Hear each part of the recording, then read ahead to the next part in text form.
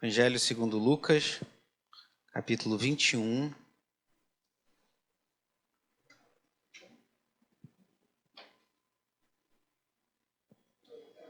A partir do versículo 1 até o versículo 19. Lucas 21, perdão.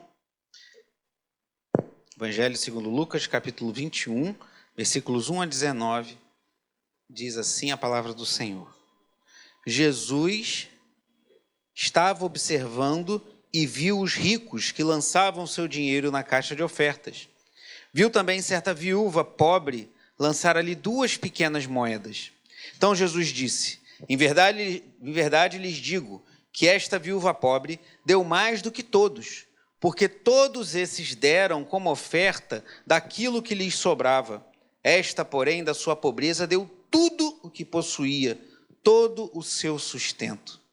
Alguns falavam a respeito do templo, como estava ornado de belas pedras e de dádivas.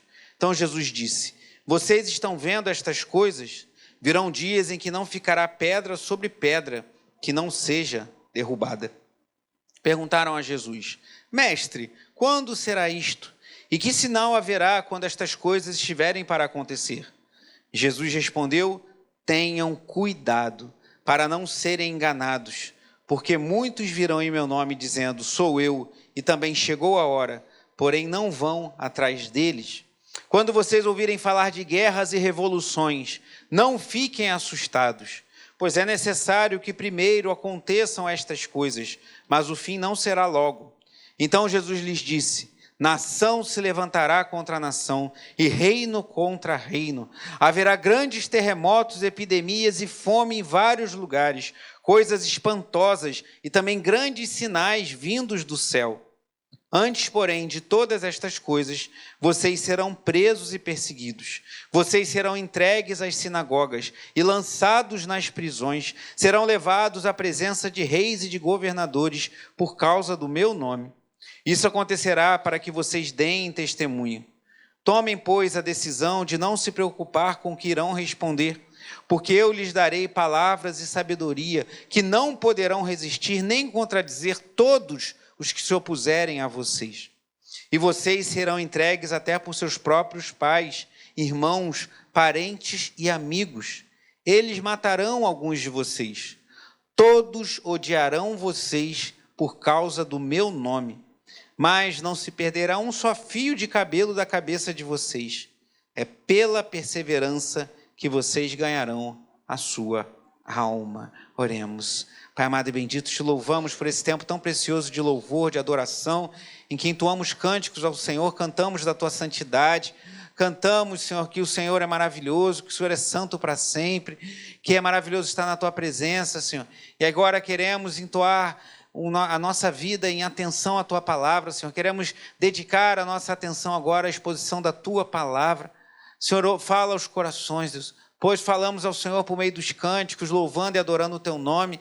E o teu Espírito Santo já ministrou os nossos corações também, mas agora queremos ouvir do Senhor por meio da tua palavra. Ministra os corações para a glória do teu nome, em nome de Jesus. Amém. Graças a Deus. Irmãos, podem sentar?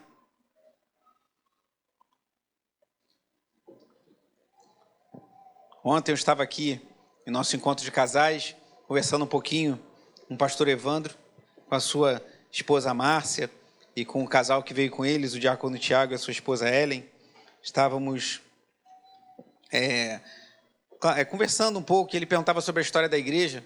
Eu falava agora em setembro, completa 5 anos que chegamos aqui, irmãos. Eu lembro que no primeiro culto que eu cheguei aqui na igreja do Anil, eu falei que eu cria que essa igreja seria uma grande bênção na minha vida e da minha família. E agora, 5 anos depois, isso eu só posso confirmar que foi e tem sido para a glória do nome do Senhor. Eu falava para ele que a igreja estava num momento turbulento, pois em 2019, em janeiro, teve a saída do saudoso pastor Alessandro, que foi para a freguesia para posteriormente abrir a igreja da Praça Seca. E o então diácono Rodrigo, hoje pastor Rodrigo, veio assumir a igreja do Anil, mas ele estava num momento pessoal de muitas demandas. E aí em setembro eu assumi a igreja. Então em 8 meses a nossa igreja teve 3 lideranças. Estava um momento turbulento, conturbado. E eu falava para o pastor Evandro, aí passaram-se alguns meses, a gente teve um retiro, né? Muitos aqui estiveram no retiro lá em 2020, e foi um tempo precioso que Deus separou para nós, em fevereiro de 2020, e aí agora a poeira baixou, estava tudo calmo, tudo tranquilo. Passado né, aquela turbulência do ano de 2019. Algumas pessoas que eu cheguei e falaram, já sei que você vai ficar um pouquinho, vai sair. E aí chegou nesse tempo, eu já estava falando para as pessoas, tá vendo, eu não saí, estamos aqui servindo ao Senhor juntos. E aí a gente volta do retiro com alegria. O que acontece em março de 2020? Pandemia, fecha tudo. Então, aí eu falei, pastor Wanda, ele abriu um olho assim, eu falei, pois é, muitas lutas, muitos desafios, mas até aqui nos ajudou o Senhor. E olhando quando começou a pandemia, eu estava fazendo o seminário Martin Butzer, que eu terminei em 2022, e a gente lá teve que ler a Bíblia toda, uma vez com certeza, mas acho que 2 vezes. E num momento eu estava lendo, acho que em junho de 2022, o livro de Apocalipse. Eu li o livro de Apocalipse, aquilo me chamou a atenção, porque estava todo mundo falando sobre escatologia, né? Quando acontecem essas coisas, grandes eventos, uma grande catástrofe, uma guerra, como aconteceu recentemente, aquele terrorismo lá em Israel, e depois a subsequente guerra lá na faixa de Gaza, ou então a guerra Rússia contra a Ucrânia, alguns falam que acontecerá a Terceira Guerra Mundial. Naquele momento de pandemia, todo mundo trancado em casa, tudo acontecendo, todo mundo falava do fim do mundo. Agora é o fim, agora Jesus vai voltar, agora tudo vai terminar. Eu confesso aos irmãos que eu cheguei a ficar um pouco pensativo. Falei, as pessoas estão em casa, as pessoas estão com medo. Eu lembro, a Tati estava grávida, a Tati engravidou em janeiro da Raquel. A gente passou a pandemia, a gravidez toda na pandemia, e a gente sem saber direito, estou com uma mulher grávida em casa com um filho de 3 anos. Falei, Jesus, dá-nos graça. E todo mundo assustado. Eu falei, agora o pessoal vai se voltar para Deus, né? Porque quando aperta, as pessoas se voltam para Deus. E aí, na leitura que eu fazia do seminário, eu tive que ler o livro de Apocalipse. E quando eu cheguei em Apocalipse 16, eu fiquei chocado, irmãos. Que Apocalipse 16 mostra grandes juízos de Deus derramados sobre a terra, mas mostra que existirão homens. Quando Deus derramar esse juízo descrito lá em Apocalipse 16, fala de grandes pedras que vão cair sobre a terra, e as pessoas vão sentir tanta dor que elas vão morder a língua de dor. Mas ainda assim vão blasfemar o nome do Senhor. Aquilo me deu um choque. Eu falei, meu Deus. Então não é necessariamente... A gente sabe disso. Mas quando tem esses momentos difíceis, a gente pensa, agora o pessoal vai se voltar para Deus.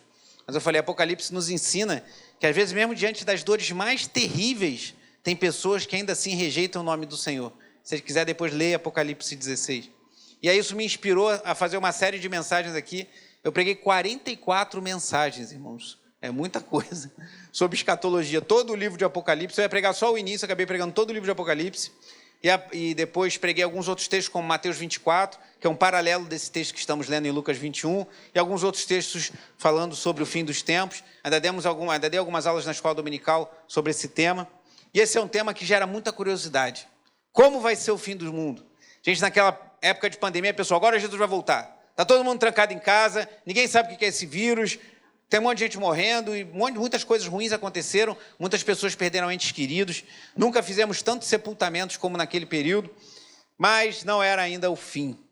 Mas aquela curiosidade acendeu o coração de muitos. E é sobre isso que eu quero falar essa noite, não sobre a pandemia, não sobre esses 5 anos que Deus tem me dado a graça de estar aqui nesse lugar com a minha família, servindo ao Senhor junto aos irmãos, mas sobre o fim dos tempos. O que Jesus tem a dizer sobre o fim dos tempos? Claro que eu não vai, como eu falei há pouco, né? Eu preguei 44 mensagens, dei uma série de aulas de escola bíblica dominical, não vai dar para resumir isso tudo numa mensagem única, como farei essa noite. Mas eu queria, olhando para esse capítulo 21 de Lucas, que está dentro do nosso pacote de leitura bíblica do plano dessa semana, a gente observar alguns aspectos salientados que Jesus chama a nossa atenção sobre esse assunto tão importante. Antes de entrar no texto, mais falar sobre escatologia, é curioso observar que no início do capítulo 21, tem a conhecida história da oferta da viúva pobre. Diz assim, os primeiros versículos do capítulo 21. Jesus estava observando e viu os ricos que lançavam seu dinheiro na caixa de ofertas. Viu também certa viúva pobre lançar ali 2 pequenas moedas. Dizem os historiadores que essas moedas não tinham valor quase nenhum. Valia quase nada. Vamos colocar como se fosse uma moeda de 50 centavos hoje ou menos. 2 moedinhas. Então Jesus disse, em verdade lhes digo que esta viúva pobre deu mais do que todos. Olha que curioso. Então a viúva que deu 50 centavos, deu mais do que o que tinha dado 1 quilo de ouro, 1 quilo de prata, valores vultuosos. E Jesus diz, versículo 4, porque todos esses deram como oferta daquilo que lhes sobrava. Esta, porém, da sua pobreza, deu tudo o que possuía, todo o seu sustento. Só um parênteses aqui, para quem acha que oferta é algo que não é bíblico, ou que Jesus não pediria oferta, você pode apresentar essa passagem e falar, mas o que você vai me dizer de Jesus ter aprovado de uma mulher que deu tudo, uma viúva pobre. As viúvas naquela época já eram pobres, que não tinham um marido ou um filho para sustentar, muitas vezes. Então a viúva normalmente era uma pessoa com necessidade. Ela era pobre, o texto diz, só tinha 2 moedinhas, vamos fazer um paralelo de 50 centavos, deu tudo o que tinha e Jesus aprovou essa atitude dela. Esse é o mesmo Jesus que muitos falam que fala que você não deve sustentar a missão da igreja ou os missionários que estão no campo com ofertas. Mas Jesus aprovou a atitude da viúva pobre e Deus ainda disse que ela disse ainda que ela deu mais do que todos os outros.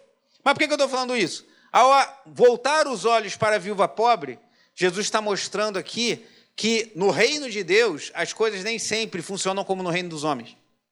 No reino dos homens, quem dá R$1 de oferta, tem uma senhora, os diáconos sabem, frequentemente o diácono Zé Paulo é um que cata as moedinhas que ela deixa ali embaixo da porta da igreja, hoje deixou? Ele bota no envelope escrito assim, a senhora das moedas. E ela é uma senhorinha que eu vejo por aqui. Aconteceu um dia dela estar colocando a moeda, eu estar na igreja, chegar ali na porta, abrir, a senhora quer um café com alguma coisa? Não, não quero nada não. Só quero deixar minha oferta. Eu até tenho o ímpeto de falar, não precisa deixar não. Mas a mulher quer dar a oferta dela, é a forma dela ofertar. Eu não tenho o direito de recusar a oferta da viúva pobre. Isso não me cabe. Mas aquela mulher dando aquelas moedinhas, aos olhos dos homens, aquilo não vale de nada. O que a igreja vai fazer com R$1, com 2 moedas de 50 centavos?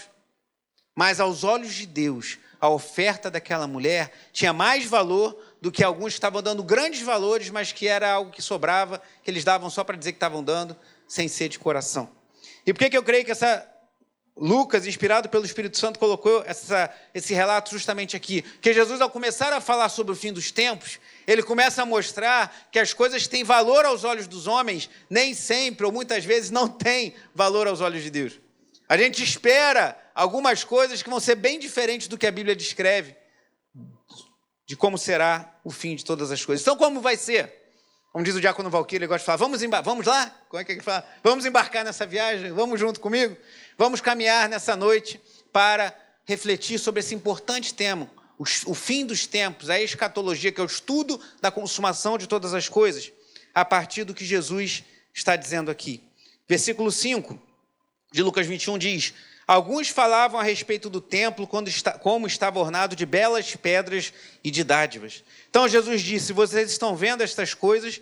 Virão dias em que não ficará pedra sobre pedra que não seja derrubado. O templo que foi restaurado ali nos dias de Herodes era belíssimo, irmão. Era algo grandioso, suntuoso, riquíssimo. E os discípulos olharam aquilo e ficaram impressionados com aquelas belas construções, belas pedras. E Jesus fala: não vai ficar pedra sobre pedra. E aí isso provoca nos discípulos 2 perguntas. Essas 2 perguntas são centrais. É como disse o irmão Nelson na escola dominical hoje de manhã, é o fio condutor que nos vai conduzir a tudo que Jesus vai falar daqui para frente. Essas 2 perguntas que estão no versículo 7. Perguntaram a Jesus: mestre, quando será isto? Repita comigo. Quando será isto? E que sinal haverá quando estas coisas estiverem para acontecer? Repita o versículo 7 todo comigo, por favor. Perguntaram a Jesus: mestre, quando será isto?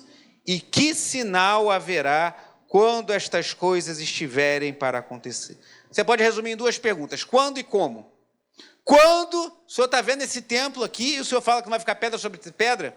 Então, quando isso vai acontecer e quais sinais, ou seja, como eu vou saber que estamos às portas do fim do mundo? Vamos saber que estamos às portas da consumação de todas as coisas? Quando e como? Basicamente é isso que perguntaram aí. E o que Jesus vai responder?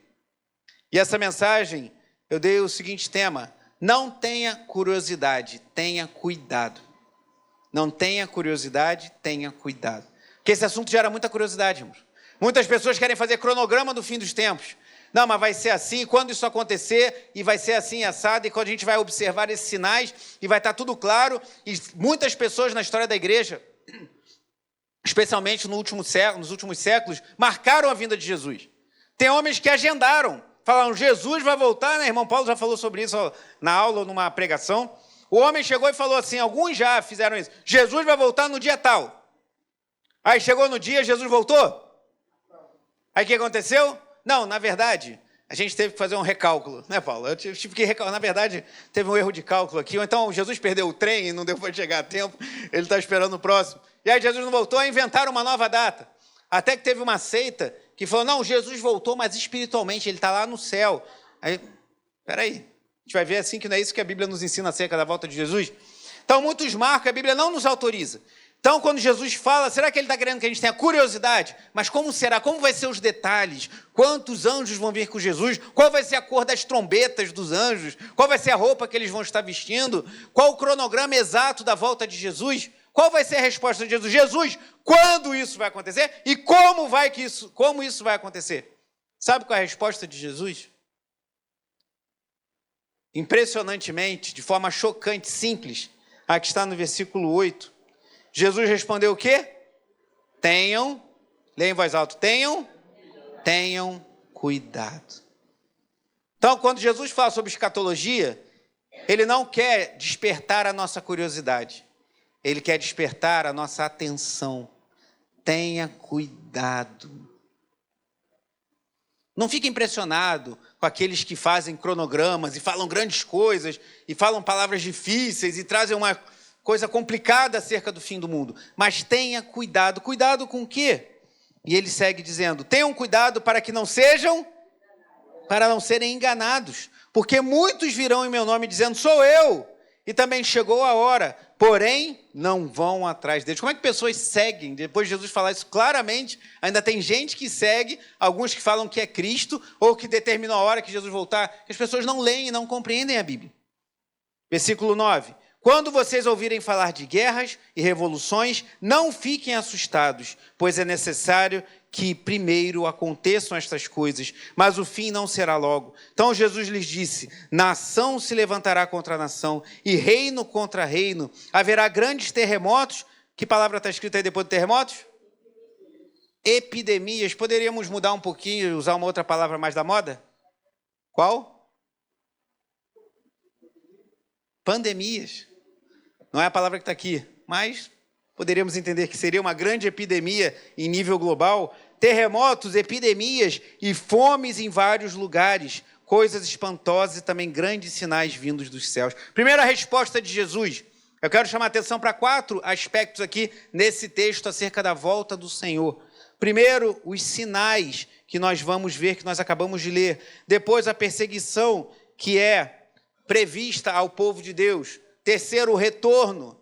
E, por fim, o preparo. Então, os sinais, a perseguição, o retorno e o preparo. 4 pontos para nos guiar nessa noite, nesse texto, e que vamos passar de forma panorâmica, que o tempo é curto, para refletirmos sobre esse importante tema do fim dos tempos da volta de Jesus. Então, primeiro, os sinais.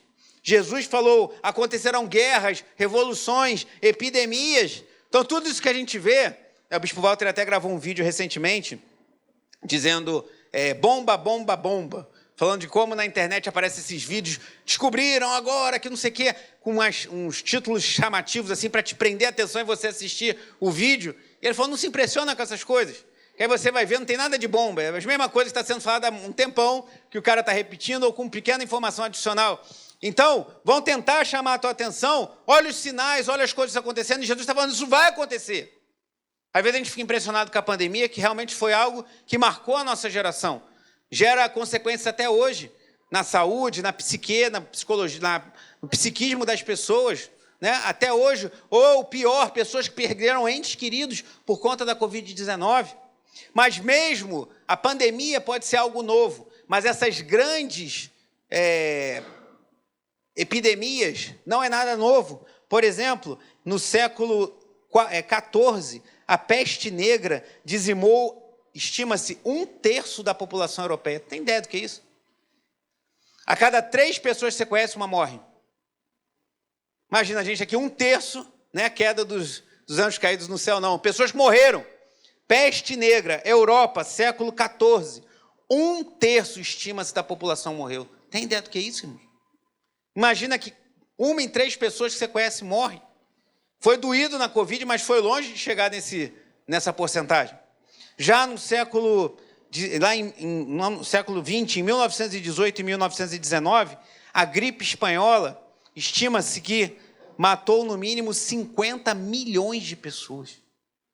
Tem ideia de que são 50 milhões de mortos? 1918, 1919, a gripe espanhola. E a pandemia matou muitas pessoas da Covid-19 também. Mas Jesus está nos alertando, esses sinais vão acontecer. Esses sinais aconteceram há peste negra no século XIV, a gripe espanhola no século XX, a pandemia agora em 2020. Jesus está alertando, isso vai acontecer, mas não fiquem angustiados. Coisas espantosas vão acontecer, é necessário que primeiro essas coisas aconteçam, mas diz o final do versículo 9, o fim não será logo. Guerras, revoluções. Eu imagino, irmãos, quem viveu nos dias da Primeira e da Segunda Grande Guerra, muitos ali deviam pensar, agora o mundo vai acabar. Segunda Guerra Mundial, salvo engano, 6 milhões de judeus foram mortos pela Alemanha nazista. Guerra para todo lado, pessoas morrendo, nações sendo dizimadas, famílias sendo separadas, pessoas sendo colocadas em trens para serem levadas para campos de concentração para serem mortos. Muitos acharam que ali era o fim, mas ainda não foi. Então Jesus está falando, essas coisas vão acontecer, são sinais que vão mostrando, olha, o fim, estamos caminhando para o fim, mas ainda não chegou a hora. Então, a primeira coisa, os sinais, o engano. Jesus falou, tenham cuidado para não serem enganados. Vá comigo em Apocalipse capítulo 13. Olha que texto marcante. Apocalipse 13.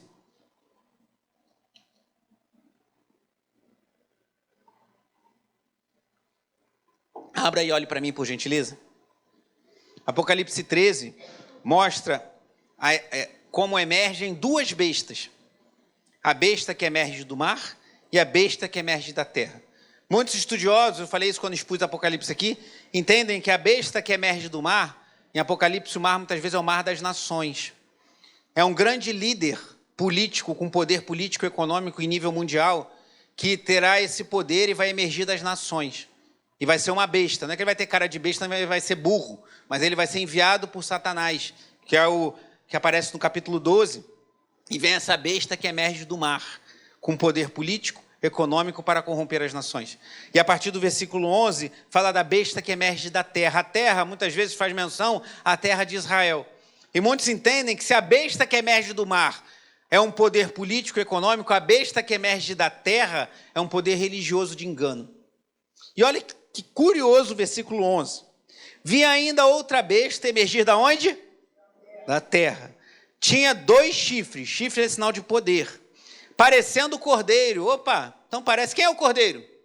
Livro de Apocalipse. Quem é? Jesus. Jesus é o cordeiro. Então essa besta, ela é enviada pelo diabo. Mas ela tem 2 chifres e parece com um cordeiro. Mas olha o final do versículo 11. Mas falava como dragão. Então, possivelmente, vai ser alguém, uma autoridade religiosa, vai ser um poder religioso com cara de piedade. Que você vai olhar, isso aí é enviado de Deus. Mas como é que você vai reconhecer que não é... A cara é de algo que vem da parte de Deus. Os chifres parecem com o cordeiro de Deus. A cara é de alguém bonzinho, um cordeirinho. Mas como é que você vai reconhecer que não vem de Deus, vem do diabo? Pela fala. Porque fala como dragão. Então, o que vai distinguir o falso profeta não é a sua aparência. Por isso, cuidado. Você bota lá no YouTube um monte de gente que fala bem, fala legal, tem um discurso bonito, fala coisas até que podem servir para a sua vida pessoal, mas cuidado. Peça a Deus discernimento para ver se para você perceber se ele fala da parte de Deus ou fala da parte do dragão. Que às vezes a aparência é de piedade, mas é fala do dragão. Assim será a besta que vai emergir da terra para enganar as nações. Então, Jesus está falando, tenham cuidado. Vão surgir, lá em Mateus 24, fala, surgirão falsos cristos e falsos profetas, operando grandes sinais e maravilhas. Tem gente que acha que se algum milagre, alguma coisa acontece, necessariamente aquilo vem de Deus. Nem sempre, pode ser como pode não ser. Porque Jesus falou que os falsos profetas operariam grandes sinais e maravilhas, Mateus 24, para, se possível, enganar até os eleitos. Então, cuidado. A besta que vai emergir da terra vai ter cara de cordeiro, vai ter chifre de cordeiro, mas vai ter fala de dragão. É no seu discurso, na sua fala, que você vai identificar, opa, isso não procede do Deus Altíssimo, isso procede de Satanás. É um enviado dele. Então Jesus está falando, cuidado. Então vão surgir sinais de guerras, sinais de terremotos, sinais de epidemias, sinais de fomes, coisas espantosas. Primeira coisa que eu chamo a atenção. A segunda, a perseguição à igreja. Voltando lá a Lucas 21, versículo 12. Lucas 21, 12. Antes, porém, de todas estas coisas, vocês serão presos e perseguidos. Vocês serão entregues às sinagogas e lançados nas prisões. Serão levados à presença de reis e de governadores por causa do meu nome. Isto acontecerá para que vocês deem testemunho. Tomem, pois, a decisão de não se preocupar com o que irão responder, porque eu lhes darei palavras e sabedoria a que não poderão resistir nem contradizer todos os que se opuserem a vocês. E vocês serão entregues até por seus próprios pais, irmãos, parentes e amigos, e eles matarão alguns de vocês. Isso aconteceu lá no primeiro século, irmãos. A igreja foi quase dizimada, a igreja foi perseguida, cristãos foram levados para o Coliseu para serem devorados por leões com suas famílias, pessoas foram mortas, queimadas, a igreja foi brutalmente perseguida. Só que isso não parou no primeiro século, a igreja hoje ainda é perseguida. Há nações onde a igreja não pode se reunir como nós estamos aqui essa noite, se reunir para adorar o Senhor, cantar louvores com alegria, botar uma placa na frente como temos aqui, Igreja Cristã Nova Vida. Tem que ser subterrâneo, tem que ser oculto. E se o governo pegar, os líderes são presos, pessoas são afastadas de suas famílias. Há muitos relatos assim em países, especialmente nas ditaduras comunistas, né, que alguns acham que é pelo social, mas não é social nada. É para deixar os seus líderes mais ricos e perseguir a igreja. E instituir um regime materialista, ateísta. A perseguição severa ainda nos dias de hoje. E Jesus está falando, olha, isso vai acontecer, e aconteceu e continua acontecendo. Mas há algo aqui, irmãos, que eu penso que Jesus fala no versículo 17, que é muito chocante. Que eu penso que só mesmo vindo da parte de Deus para alguém falar isso e as pessoas continuarem seguindo. Pois ele diz no versículo 17, leia em voz bem alta, todos odiarão vocês por causa do meu nome. Imagina um convite, vamos seguir a Jesus? Vamos seguir a Jesus Cristo de Nazaré? Vamos ser seus discípulos? O que eu ganho em troca disso? O que você ganha? Todos vão odiar você. E aí, vamos? Que legal, hein? Claro que isso não quer dizer que em todas as circunstâncias você vai ser odiado. Lá em Atos 2,47 diz que a igreja lá em Jerusalém ainda, ela contava com a simpatia do povo e crescia em número dia após dia, o Senhor ia acrescentando os que iam sendo salvos. Mas, num contexto de perseguição, as pessoas vão odiar os cristãos. Você pode ser odiado, irmãos. Talvez você pode ser odiado na sua vizinhança, talvez você pode ser odiado na sua família, talvez você possa ser odiado no seu trabalho, porque você é crente, que você é fiel, aí você vai ter que fazer uma escolha. Eu agrado a Deus ou eu agrado aqueles que odeiam a Deus? E não pense duas vezes, agrade a Deus, Deus vai te honrar. Mas às vezes demora, às vezes não vai ser na mesma hora, porque Jesus está nos preparando, todos odiarão vocês por causa do meu nome. Mas olha o que diz o verso 18, mas não se perderá um só fio de cabelo da cabeça de vocês. Uma palavra de ânimo, Deus está no controle. Pode ser que pessoas te odeiem por você ser cristão, mas descanse em saber que Ele controla cada detalhe. Um fio de cabelo da sua cabeça não cai sem o consentimento de Deus. E o versículo 19 diz, é pela perseverança que vocês ganharão a sua alma. Não adianta entrar na igreja e levantar a mão. Por isso que a nossa igreja ela é um pouco reticente, não que a gente não faça, mas a gente não faz sempre apelos, porque a cultura do apelo, de chamar a pessoa à frente para aceitar Jesus, é algo muito moderno na igreja, na história da igreja, menos de 200 anos. Começou com alguns homens como Charles Finney, fazer uma trilha de serragem para as pessoas virem à frente e confessarem seus pecados. Isso por si só não é necessariamente errado. Mas a igreja, ao longo do tempo, resumiu a vida cristã a uma decisão.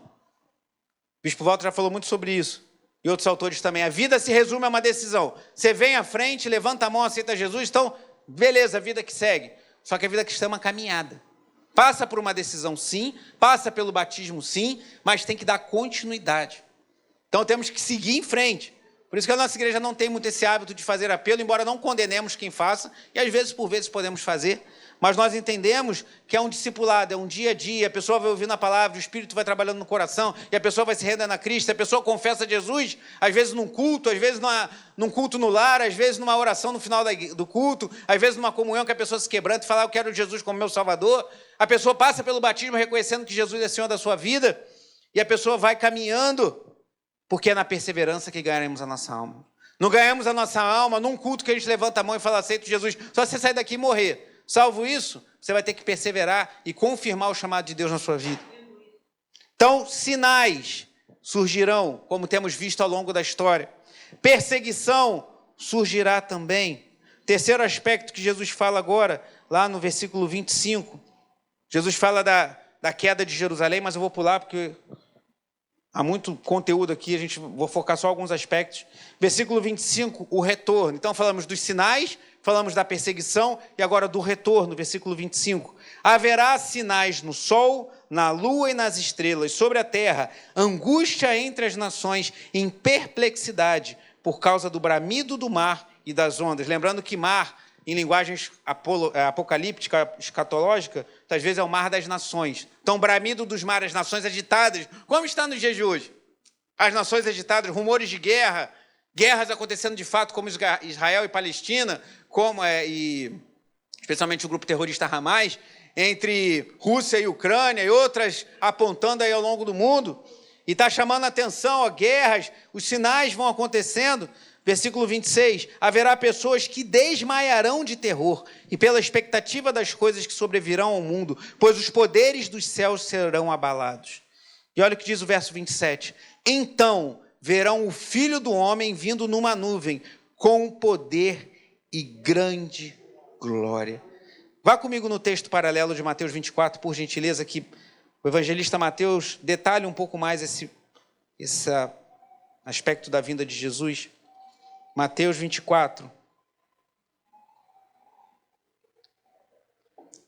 Mateus 24, 26.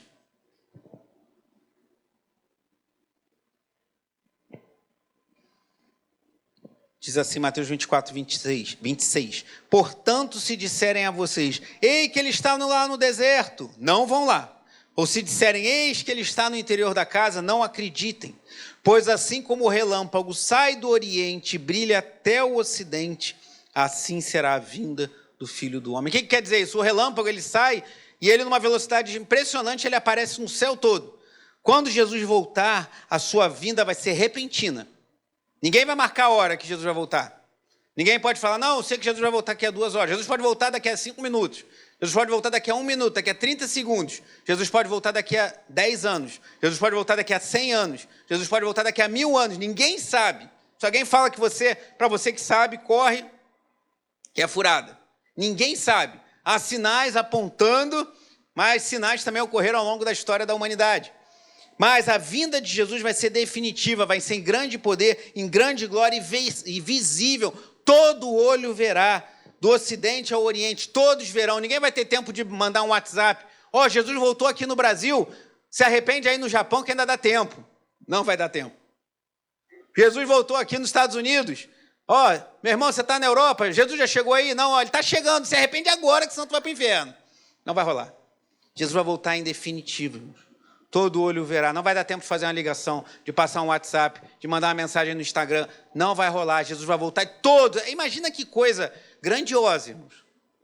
Algumas pessoas, como nós estamos agora, estarão dentro de um auditório. Outras estarão tomando um banho. Outras estarão na praia. Outras estarão dormindo. Outras estarão numa prisão. E todo mundo vão ver ao mesmo tempo Jesus voltando em grande poder e glória. Vai ser visível, vai ser repentina, vai ser definitiva e vai ser poderosa a volta de Jesus. Então, os sinais apontam, ele vai voltar. Tudo que ele falou que ia acontecer, está acontecendo. E vai continuar acontecendo até a sua volta. A gente entende, estudando um pouco de escatologia, que próximo à vinda de Jesus, os sinais vão se intensificar. Talvez tenhamos mais guerras, mais doenças, mais terremotos, mais convulsões sociais.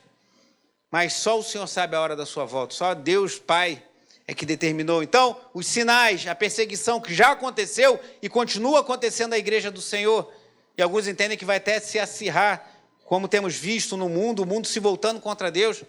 Muitas pessoas ficaram escandalizadas, chocadas com a abertura das Olimpíadas. Que coisa terrível, aquela abertura lá, fazendo uma chacota com a fé cristã. E é perseguição aberta, irmãos. Que é o maior inimigo da agenda progressista, da agenda que quer destruir os valores judaico-cristãos, querem destruir a família, querem destruir os valores que construíram as sociedades ocidentais. O maior inimigo é essa agenda maldita, maligna, satânica, é a igreja. essa agenda que quer liberação das drogas para destruir as vidas. Quer saber se droga é bom? Passa ali embaixo daquele viaduto da linha amarela na saída da Cidade de Deus, você vai ver que droga é bom, se droga é bom. Ou faz como muitos desses defensores da liberação das drogas não fazem, vai dar assistência a famílias cujos filhos estão envolvidos com drogas. Vai como eu fui sepultar um jovem de 19 anos que morreu no crack. Vai falar o quê para o pai dele? Depois que você fizer isso, a gente conversa sobre liberação de droga. Aborto, assassinato dentro do ventre da sua mãe, isso é maldito, isso atrai a ira de Deus contra as nações. O bispo Walter falava no retiro, os Estados Unidos já foi um grande país cristão, fundado por homens piedosos, por puritanos, por homens e mulheres que amavam, serviam, oravam ao Senhor. Hoje é um país iníquo. A ira de Deus, queremos que está sendo derramada sobre os Estados Unidos. Você vê a Califórnia, um dos estados mais progressistas dos Estados Unidos, está sendo destruída. Há uma droga que está sendo veiculada lá na Califórnia, que as pessoas ficam igual a zumbis. Aí você vê na internet, passando assim nas ruas da Califórnia, pessoas andando assim, parece aqueles filmes de zumbis, o Walking Dead, né? Aqueles filmes assim, as pessoas andando igual zumbis. A pessoa perde totalmente a sua humanidade por causa de uma droga que o governo libera, as pessoas podem usar discriminadamente. Querem destruir a humanidade. A maior resistência a toda essa destruição, a toda essa agenda maligna, satânica, é a igreja fiel do Senhor Jesus Cristo. É a igreja que prega a verdade, é a igreja que crê no Evangelho, é a igreja cheia do Espírito Santo de Deus. Ela é a maior resistência, eles estão com raiva da igreja. Então os dias não são fáceis. Mas, quando Jesus voltar, o seu retorno vai ser glorioso, vai ser visível, vai ser repentino, vai ser em grande poder, em grande glória. Olha o que diz aqui ainda. Versículo 30 de Mateus 24. Diz, então aparecerá no céu o sinal do Filho do Homem. Todos os povos da terra, irmãos, todos ao mesmo tempo, se lamentarão e verão o Filho do Homem vindo sobre as nuvens do céu com poder e grande glória. E ele enviará os seus anjos com grande som de trombeta, os quais reunirão os seus escolhidos dos quatro ventos de uma extremidade à outra dos céus. Essa é a esperança que temos. Então, depois de ver os sinais que preparam para a volta de Jesus, de ver a perseguição que a igreja sofreu, sofre e sofrerá até o fim, e saber um pouco como vai ser esse retorno, o que nos cabe agora? Como nos preparar? Esse é o quarto e último ponto que eu quero apresentar aos irmãos. Voltando lá para Lucas 21.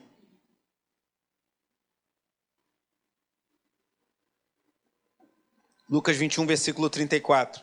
Olha como Jesus começa esse versículo. Tenham o quê? Lucas 21, 34. Leia o início comigo. Tenham. O que está escrito aí? Tenham.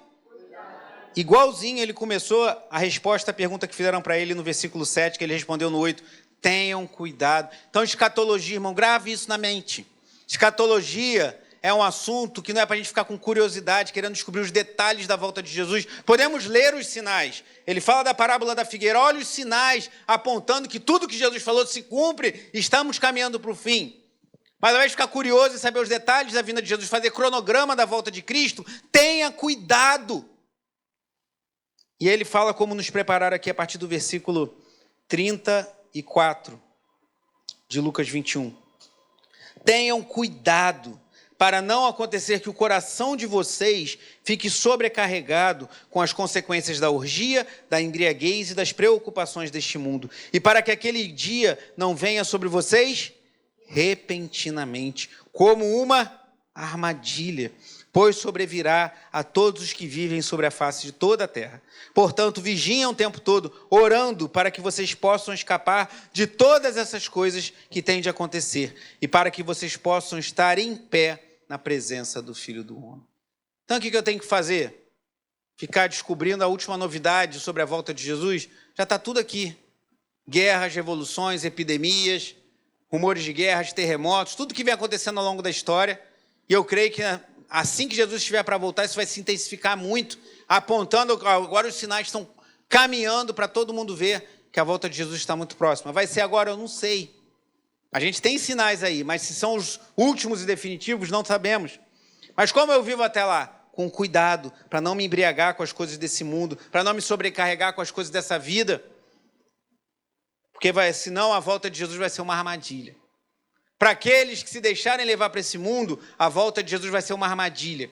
Mas para aqueles que estiverem juntos, firmes no Senhor, vai ser como está no final do versículo 36, estarão de pé na presença do Filho do Homem. Que esse seja eu, que esse seja você, meu irmão. Concluindo, quando perguntaram a Jesus, quando vai ser o fim de todas as coisas? E como vai acontecer? E a resposta de Jesus não é tenha curiosidade, tenha cuidado. Cuidado, não se iluda, não se engane. Jesus avisou, vai ter lobo em pele de cordeiro, vai ter gente falando coisa errada com aparência de boa. A besta que emerge da terra tem cara de cordeiro, mas a sua fala é de dragão. Cuidado, deixa de ser ingênuo. Tem muito crente nos nossos dias que é ingênuo, mas ele fala tão bonitinho. Mas essa pessoa é de Deus. Cuidado, prove pela sua fala se realmente procede de Deus. E cuidado com a sua vida.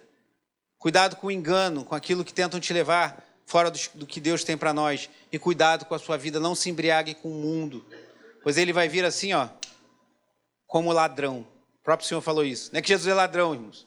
É uma analogia, ele vai vir como ladrão, ou seja, de uma hora para outra. O ladrão vem na hora que ninguém espera. Tem muita gente que está ali vendo o celular no carro com a janela aberta, daqui a pouco, bum, o cara toma o celular no ônibus ou então no carro, e você, meu Deus, cadê? Por quê? Se você soubesse, você fechava o vidro do carro, então você nem mexia no celular, ficava ali alerta. Mas vim de uma hora para outra. Que o Senhor nos encontre alertas, que o Senhor nos encontre prontos. Perfeitos não, porque só com Ele seremos perfeitos. Mas que nós estejamos prontos, irmãos, que Jesus Cristo vai voltar. E como Ele vai me encontrar nesse dia? Se Jesus voltar hoje, como Ele vai me encontrar? Então você vê, mas não vai voltar hoje não voltou até hoje. Deixa acabar o ano pelo menos. Cuidado, ninguém sabe. E pode ser que Ele não volte mesmo até o final do ano, pode ser que Ele não volte até o final do ano que vem, pode ser que Ele não volte até 2030, 2040, 2050, mas quem te garante que você vai estar vivo até o final do ano? Pois aqueles que morreram já se apresentam diretamente diante do Senhor e aguardam o seu retorno junto conosco, mas já gozando da alegria do céu ou os tormentos do inferno. Então tenhamos cuidado, meus irmãos. O alerta do Senhor é tenha cuidado. Não se embriague com as coisas dessa vida. No que você tem gasto o seu tempo. John Piper, eu citava isso de manhã, o pastor John Piper falou que as redes sociais serão uma prova no juízo final de que as pessoas hoje não oram e não leem a Bíblia, mas não é por falta de tempo. A prova definitiva no juízo final, que os crentes hoje, muitos, não oram e não leem a Bíblia, de que não é por falta de tempo, vai ser as redes sociais.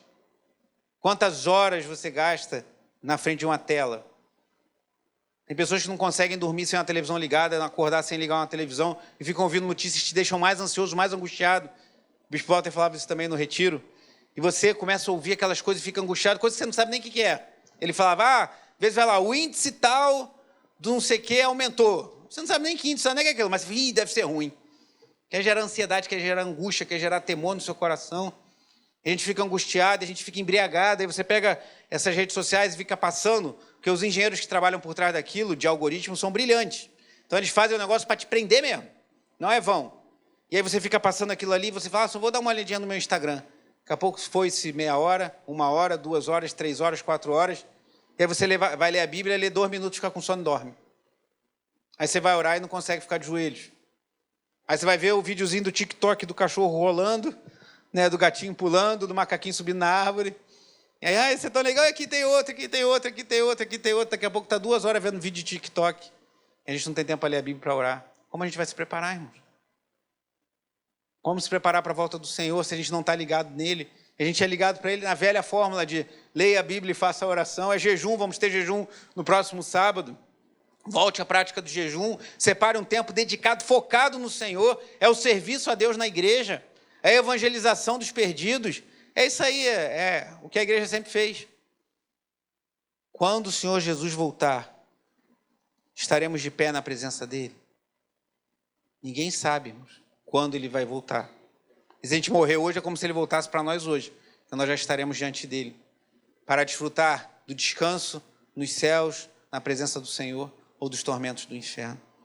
Escatologia não é para a gente ficar curioso e ficar fazendo conta e ficar aguçando o nosso ouvido, para a gente descobrir os detalhes do retorno, do fim do mundo, ou as cores da Nova Jerusalém. A Bíblia fala muitas coisas, e muitas são imagens para nos revelar algo. A escatologia é para nos dar um alerta, tenha cuidado. Há muitos enganando hoje, com cara de cordeiro, mas a fala é do dragão, que não são de Deus, são do diabo. E cuidado com a sua vida. Quando Jesus voltar, que Ele nos encontre em pé, íntegros, não perfeitos que não somos, mas batendo no peito e falando: Senhor, filho de Davi, tenha misericórdia de mim, pecador, mas recebe a minha vida como oferta em teu altar. Amém? Vamos orar, feche seus olhos, faça a sua oração. Peça ao Senhor que alegre teu coração nessa noite, que o Senhor alinhe seus pensamentos, que você não se embriague com as coisas dessa vida, mas possa estar cheio do Espírito Santo de Deus.